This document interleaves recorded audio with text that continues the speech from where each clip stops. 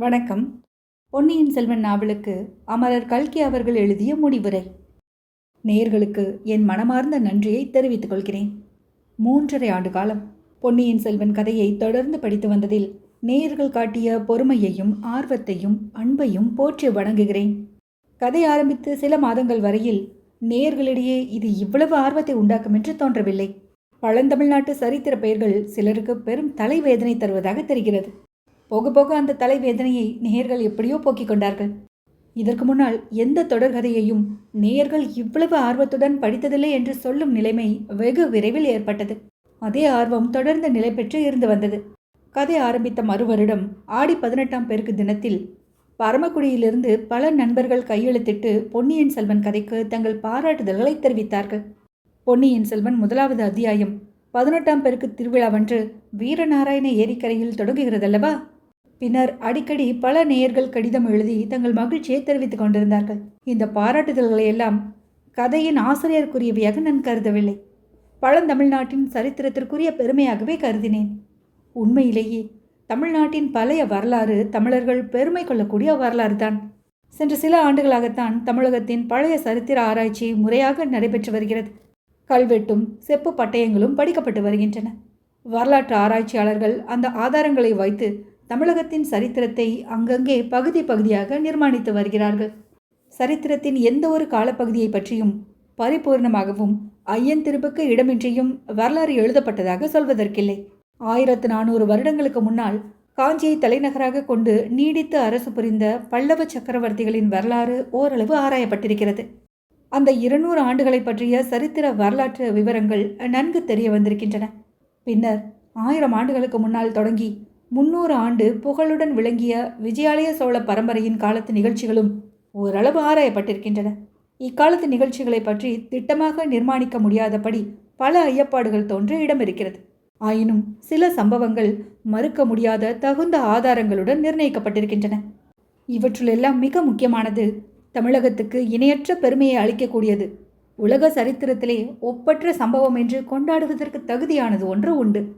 சுந்தர சோழரின் 2வது திருக்குமாரனாகிய அருள்மொழிவர்மன் இளம் பிராயத்தில் தாம் எளிதில் பெற்றிருக்கக்கூடிய சோழ சாம்ராஜ்யத்தை வேண்டாம் என மறுத்து உத்தம சோழனுக்கு பட்டம் கட்டி வைத்தான்.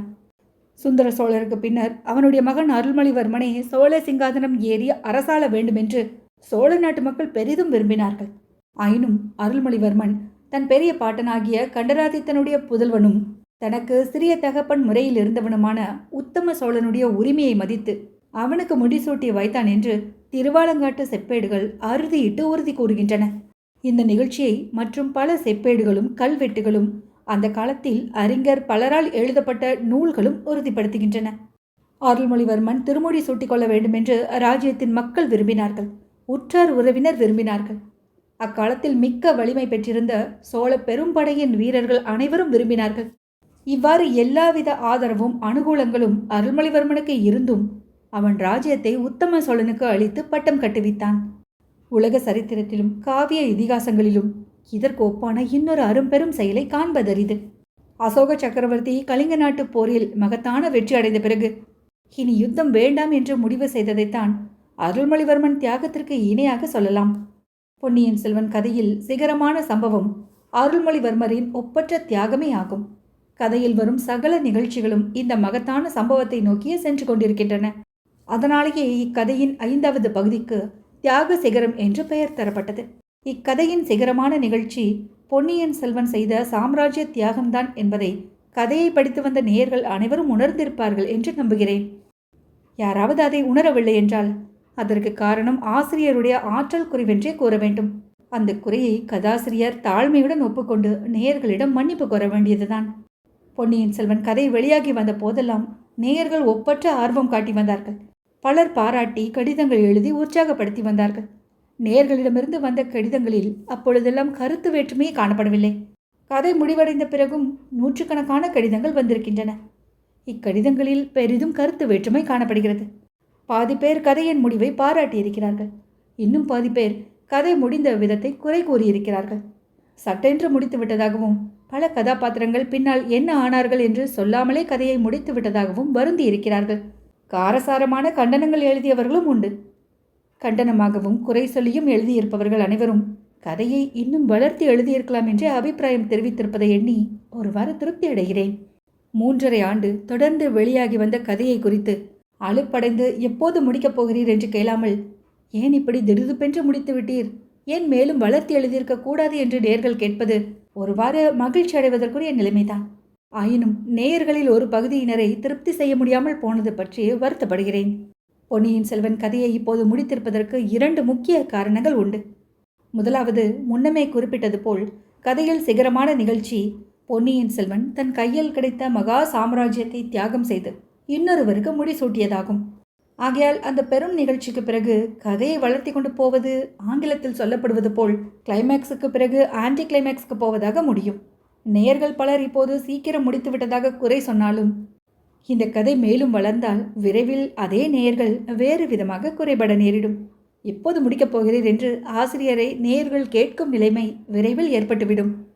இரண்டாவது, பொதுவாக நாவல்கள் எழுதுவதற்கும் முக்கியமாக சரித்திர நவீனங்கள் எழுதுவதற்கும் சட்டத்திட்டங்கள் ஏற்பட்டிருக்கவில்லை. அப்படி இருந்தால் அவற்றை நான் படித்ததில்லை. ஒவ்வொரு ஆசிரியரும் தமக்குரிய முறையை வகுத்து கொண்டு எழுதுகிறார்கள். ஆயினும் முழுவதும் கற்பனையாக எழுதப்படும் சமூக வாழ்க்கை நவீனங்களுக்கும் சரித்திர சம்பவங்களை அடிப்படையாக கொண்டு எழுதும் நவீனங்களுக்கும் ஒரு வேற்றுமை இருந்து வருகிறது. முற்றிலும் கற்பனை செய்யப்பட்ட கதைகளில் வரும் பாத்திரங்கள் எல்லோருக்கும் கதாசிரியர் சுலபமாக முடிவு சொல்லிவிடலாம்.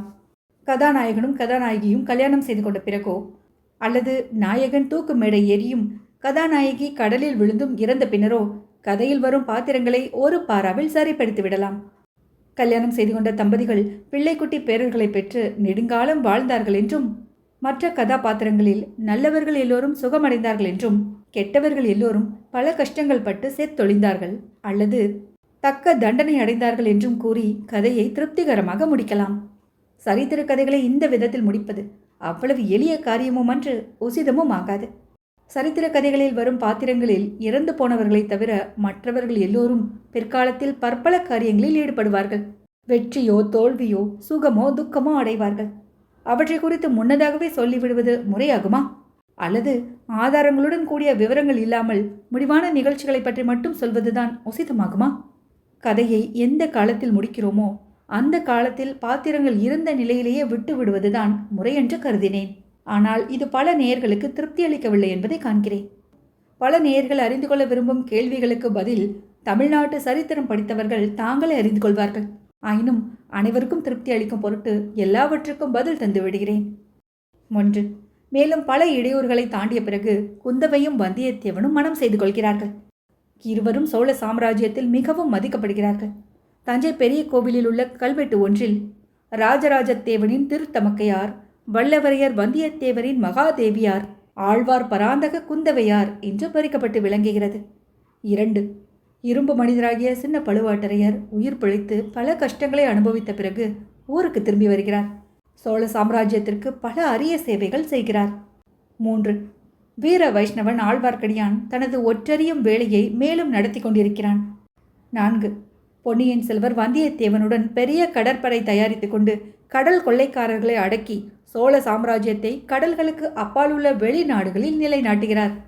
உத்தம சோழருக்கு பட்டம் கட்டி 15 ஆண்டுகளுக்கு பின் அவர் இறந்ததும் பொன்னியின் செல்வர் சிங்காதனம் ஏறுகிறார்.